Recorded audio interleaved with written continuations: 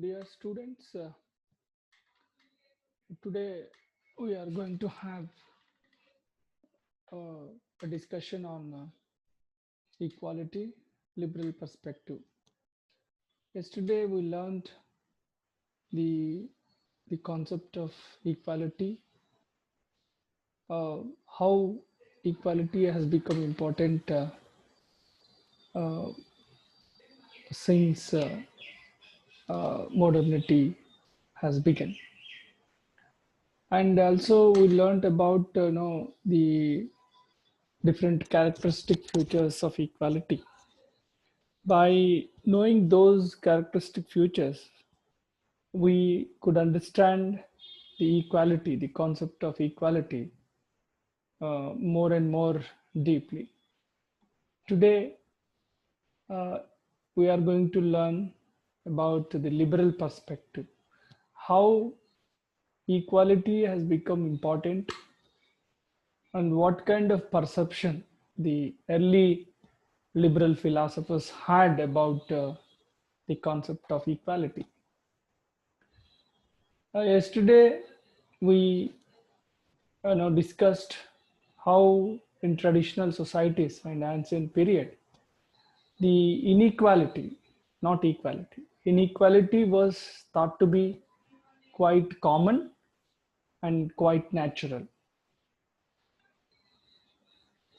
And the modernity and the technology, that was invented, had broken the myth that whatever was natural should be continued or should exist like that, and the status quo that was in which strongly believed by the traditional and ancient societies was sought to be set aside. The modernity and technology has taught the human being that whatever is natural can be understood, and through that knowledge of the natural laws, the social or natural things can be changed to the advantage of human beings. And similarly, the inequality that was considered to be quite natural was also set aside, and equality of human beings was felt, was advocated by early thinkers, political philosophers and thinkers. And also, these human beings, even though they are born with different mental and physical capacities, it was believed that the because of the circumstances, uh, one individual is having a position because of the circumstances that that were existing around him. If those circumstances can be changed, then his mental and physical capacity can be increased, and equality can be brought about. Equality to certain extent can be brought about, or inequalities could be reduced. And it is the modern era's optimism and belief that all are created equal. The intellectual needs and the emotional needs of all human beings are equal. Even though some are born with more power and more wealth and more capacities, they can be reduced to bring about a kind of equality among all the equals. And it was strongly believed since the time of Renaissance and the modern period began, that all human beings are born equal. Early liberals, we should know the early liberal thinkers.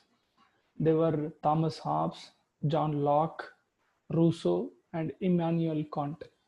These were the philosophers who laid foundation uh, of equality, and people started believing it in the proposition of these great thinkers that human beings are equal. And Thomas Hobbes, he belonged to England, and he lived during the period 1588 to 1679.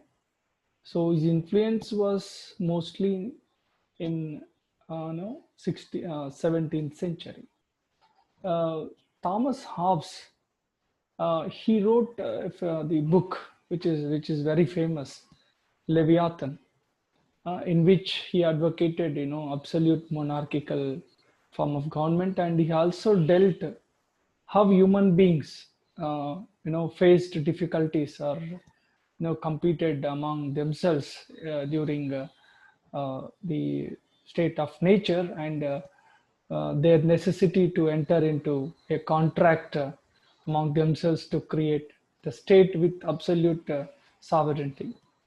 And he said, in spite of differences in physical powers and mental faculties of human beings, all are equal in ability and equal in being able to attain the ends they aspire for. So that is why, based on the human equality, the contract was entered into for the creation of an absolute state to maintain, order, and to maintain regularities and order in the society. So he basically considered human beings were equal.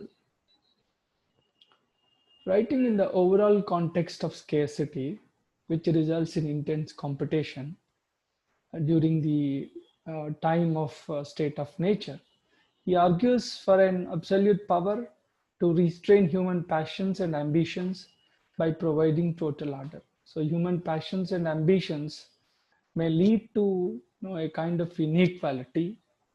Those inequalities, um, because of passions and ambitions of human beings, should be controlled, should be restrained by a state with absolute sovereignty. This is what Thomas Hobbes argued for equality. And then the another great thinker who spoke about the natural rights based on natural equality of human beings was John Locke. Uh, During 17th century, he he was one of the pioneers of natural laws, and he believed that every human being is born to enjoy certain rights: right to property, right to liberty, and right to life. These are the natural rights which every human being is entitled to. uh, Locke understands rights of life, property, liberty as indivisible. Indivisible, they cannot be divided. So those natural rights should be protected by the state and also the government. He did not defend possession for its own sake or for the sake of unlimited accumulation. So the unlimited accumulation, just for the sake of owning the property, the people are accumulating the property, and they are having more and more privileges in the society, and that should not happen. That is what John Locke believed. As natural rights theorist, he advanced a case for equal rights on the basis of an equal ability of all to understand their rights and obligations. He believed that every human being uh, is, uh, every human being is capable of understanding the rights and obligations of other individuals, and therefore there would prevail no natural peace and natural order during the state of nature. Human being was basically good. He was a peace-loving animal, and he doesn't indulge in unnecessary disputes with his fellow human being, because he thinks whatever he desires, he thinks that other people also desire same thing. So that is basic understanding. Based on that basic understanding, there would prevail no peace and order everywhere. But to have a system for ensuring permanent peace, for ensuring permanent order. People require government, and that is why they entered into contract to create the government. That is what John Locke said, and his natural philosophy, his natural right of equality of all human beings is well taken and well understood by the world at large. Then the another important philosopher, Jean-Jacques Rousseau. His influence was during 18th century, and when we talk about this philosopher, we should all remember a great saying which is so popular in the world. That saying is, no human being is born free, but he is in chains everywhere. It's a famous statement. It shows how human being, even though he's born free, but he's surrounded by, chains in terms of, inequality, in terms of how human being becomes after acquiring property and family, becomes very, wild, becomes very, a very, dangerous animal. He he also said about state of nature, and during the state of nature, all human beings are equal. There was no inequality. Only with the advent of family and private property and civilization, man started accumulating the property and wealth and authority. With the emergence of this accumulation, there arose, there has arisen inequality among human beings. That is how he was so, he gave deeper insights into the origin of inequality. Um, Rousseau propounded, natural equality, just as I've said. He stated that men led their equality of life in the state of nature prior to civilization. Uh, this is what Rousseau propounded the concept of equality, which inspired French Revolution, which had the basic values of equality, liberty, and fraternity. And the another thinker, Jeremy Bentham, he was one of the earliest utilitarian thinkers, and he propounded the concept of utilitarianism during the period 19th century. Uh, as a utilitarian, or any utilitarian believes that all human beings have a similar capacity for experiencing pleasures and pains. So even though human beings are born with different mental and physical capacities, but they have similar capacity for experiencing pleasures and pain. That is what we said earlier. Their needs, emotional and intellectual needs, are similar, and therefore human beings are equal. That is why, in calculating pleasure and pain, utilitarianism says whatever is useful is good, whatever is not useful is not good. That is what utilitarianism uh, believes in. That is why, in calculating pleasure and pain, each is to count for one and no one for more than one. So society is a mechanically a collective of individuals.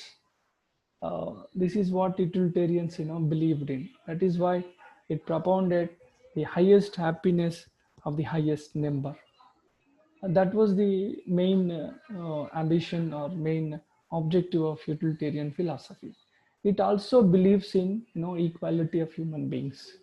All individuals are equal in experiencing pleasures and pains. So this is another philosophy which propounds the equality of human beings. Then finally, another important and most famous philosopher Immanuel Kant. He lived during 1724 to 1804. So his influence was during 18th century. He defends the proposition of equal moral worth of each individual. So individually, every man is a moral animal, and everybody will have same moral worth. He believes in equal moral worth of each individual. That is how all human beings are equal in terms of moral animals. So this is all about liberal perspective of equality. Um, then we have discussed about the early liberal thinkers, how they laid foundation for the concept of equality and how human beings are equal. uh, they propounded wonderful theories, and especially these three thinkers just we have seen now, the Thomas Hobbes, John Locke, and Immanuel Rousseau. These three are called as contractualists, or the theory of contractualists. What contractualists say? They say that people enter into agreement, people enter into contract based on equality to create the state. So that is what contractualists, propounded the theory of contract. Um, Now, coming to contemporary liberal thinkers, the contemporary liberal thinkers have been in existence since 1970s, and they are also called as libertarianism. They are also called as the philosophers of libertarianism. The most famous philosophers of this thinking, of this kind of thinking, are F.A. Hayek, Milton Friedman, Robert Nozick. These were the modern thinkers who are called as contemporary liberal thinkers. It looks at the equality in a different way. What it is, let us have a discussion on these three great philosophers. Now, Frederick Hayek lived during 1899 to 1992. He's an American philosopher, and he says equality before the law is bound to create inequality in their actual position in terms of their material status because of talents and skills. Even though the modern liberal democracy is based on rule of law, that is everybody is equal before law, and law protects equals equally. You know According to this philosophy, according to his philosophy, the equality, the rule of law, that is equality before law, even though every democracy depends on equality before law or rule of law, but actually, because people having different talents and skills, they're bound to be inequality of wealth, inequality of accumulation of wealth among the individuals. Hence, any attempt to create material equality, that is equality of property and wealth, and economic equality among different individuals, is bound to involve coercion, which deprives them of freedom. So this is a kind of a thinking which says that because of different skills and talents, people accumulate wealth, and those who have talents and skills accumulate more wealth, and therefore they possess more wealth and more power. And he says that that should not be changed by force or coercion, because it deprives the individual who is having talent and skill of his freedom. So freedom will be affected. There will not be freedom if individuals are forced to surrender their wealth and property. Then they will lose freedom. So it is a kind of belief which emphasizes on the freedom, the concept of freedom. Uh, and then another great philosopher, Milton Friedman, he lived during 1912 and 2006. Uh, he says he sought to identify capitalism or a competitive market society as a necessary condition of freedom, which implies rejection of equality for the sake of maintaining freedom.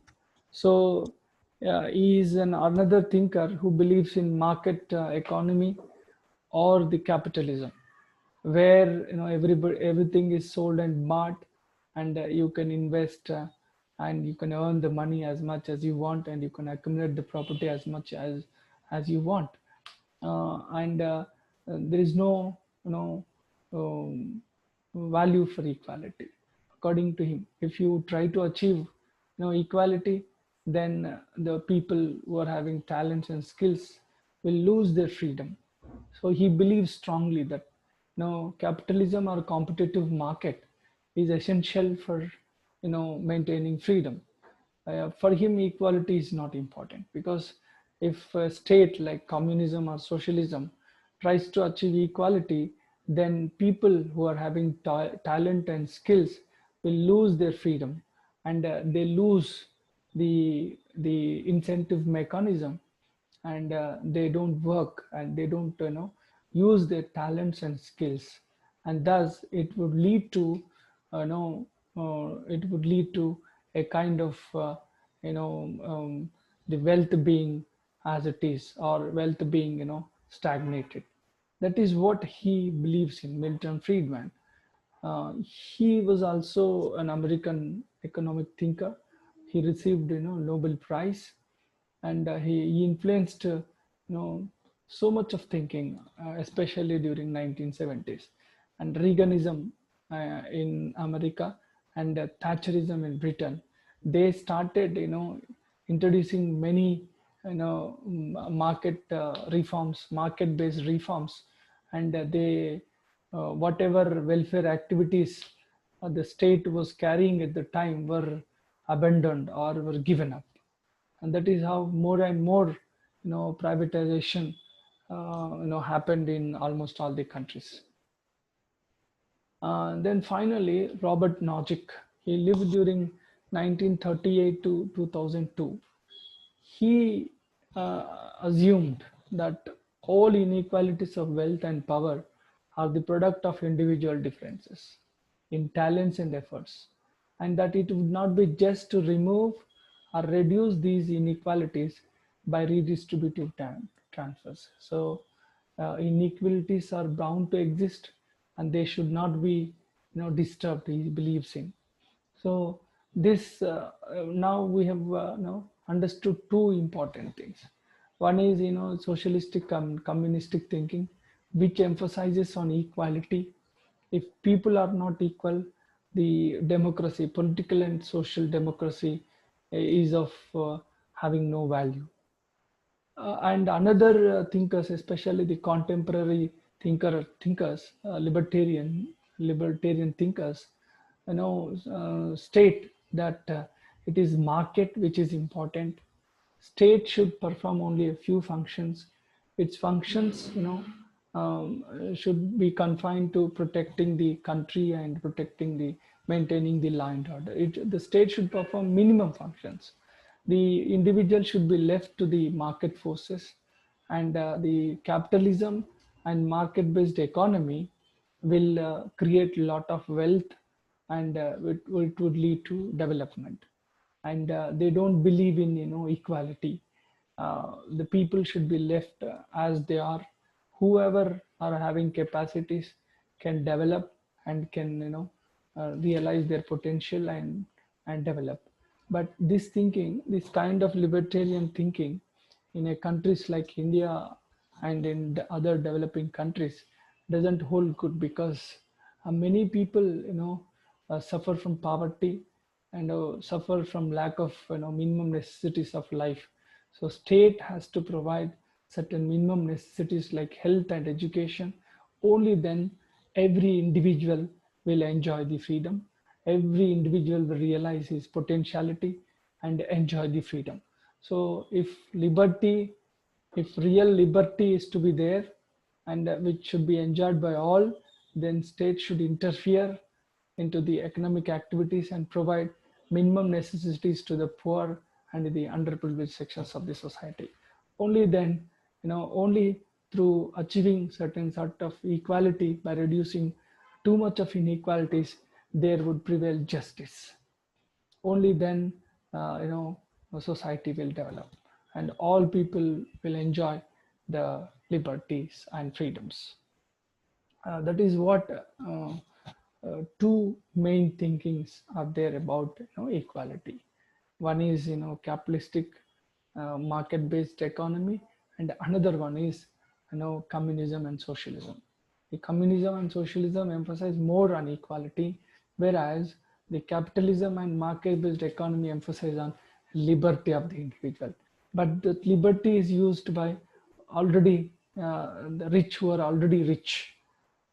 This is how we should understand the concept of equality. Thank you very much.